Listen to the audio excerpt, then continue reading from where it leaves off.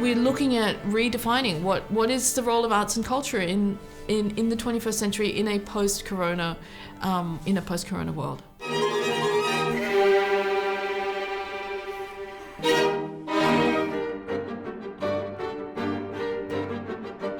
I'm Talia, and I run KLASSIK Underground, and I'm also a viola player in the Gewandhausorchester.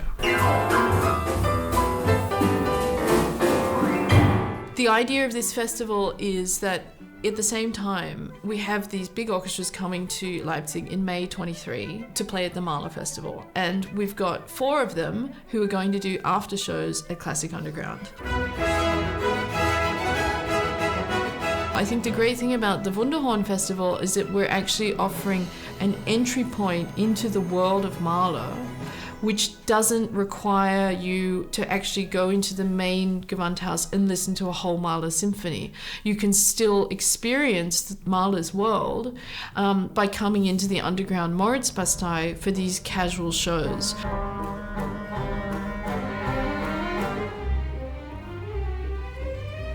Ich könnte mir vorstellen, dass es für viele, gerade junge Menschen, die vielleicht gewonnen werden sollen für klassische Musik oder klassische Konzerte, eine große Hürde ist, wenn sie gleich sozusagen von Netflix in den großen Konzertsaal gehen und sagen, jetzt sollen sie 2 Stunden Beethoven hören. And so KLASSIK Underground, in this underground Moritzbastei, became a place for experimentation, for how we could rethink the traditional classical music format. With the Wunderhorn Festival, anything could go wrong. If an orchestra arrives in Leipzig too late, then we're not going to be able to have a rehearsal before they do the after show. You know, this is also one of the reasons why we're making the documentary film, is that anything could go wrong.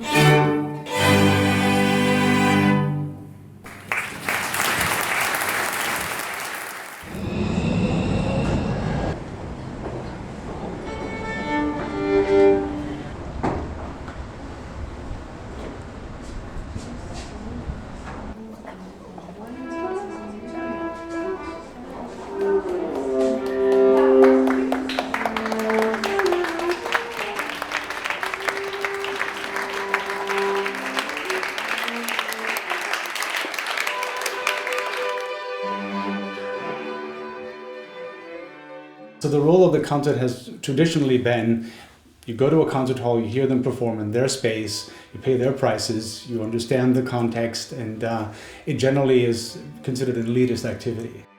What is the role of arts and culture? What is the role of classical music today? And I think on the one hand, yes, we want to always offer high quality artistic experiences, but I also think that, especially now at this point in time, for classical music, that we need to do other things to offer another entry point into our world.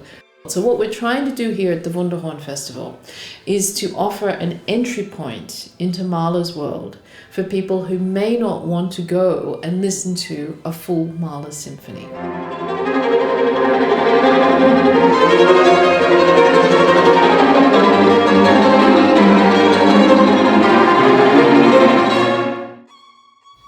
When I look at where classical music is in the UK, the thing that is clear is that the audiences are not what they once were. You know, there's an audience that's getting smaller. So we have to accept that we need to do something different.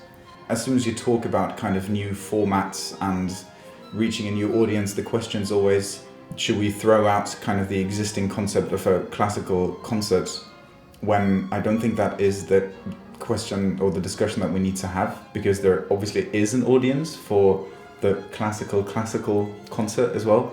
Mein Punkt ist, wir haben mit der klassischen Musik ein bekanntes Publikum. Das ist unser Abo-Publikum, das sind Menschen in der Regel über 55 und weiblich. Und dieses Publikum ist unglaublich wertvoll. Und ich finde es so bedauerlich, dass in der Diskussion heute diese Gruppe eigentlich weggedrängt wird. Ja? Also eins wollen wir nicht, und wenn man in der Kritik schon liest, All the Silverheads, dann kann ich nur sagen, es war immer so.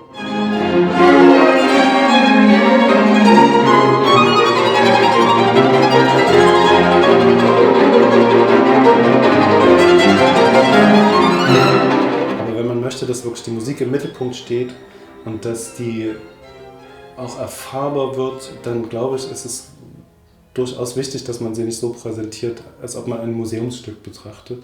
I think where people sometimes go wrong is that they sort of have a hierarchy of classical music, then there's jazz, then there's pop music, then there's techno. I think most classical musicians always feel themselves sort of like above everything else. It's like the highest form of art. And I think that's where it goes wrong, because obviously it is at an extremely high level. But I think this sort of arrogance in a way, or this sort of hierarchical thinking doesn't help by telling people that don't know that much about classical music, hey, come, it's fun, it's nice music, right? It's not like, no, this is only for real art lovers or whatever. Like I said, we should stay true to the identity of a symphony orchestra, but within that, we can definitely, broaden our horizon and see, okay, this works, people actually like this. Also ich glaube, es ist wichtig, dass man ein Portfolio sich anlegt, dass man nicht nur klassische Konzerte spielt. Das wird ein Stück weit immer das Kernprodukt bleiben, was man als Orchester anbietet. Aber man muss üben, diese Klaviatur an verschiedenen Formaten, Generationen etc. zu bedienen.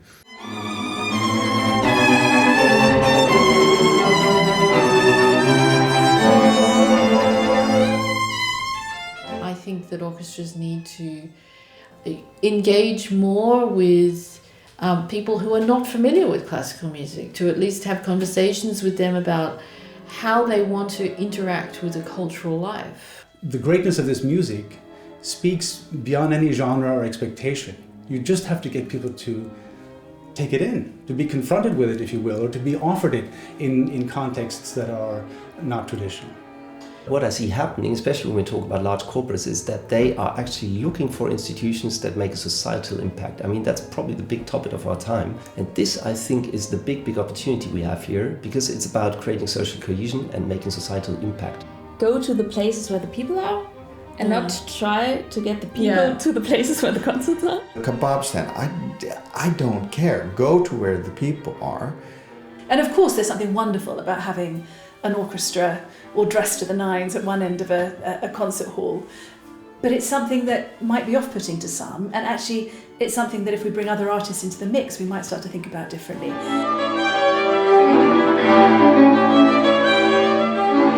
Ich kann einfach nur hoffen, dass wir eben diese Tradition, Tradition ist ja so ein schwer bedeutendes Wort, aber dass wir das, was wir übernommen, bekommen, geschenkt bekommen haben, diesen großen Schatz, diesen großen kulturellen Schatz, dass wir den in die Zukunft weitertragen können.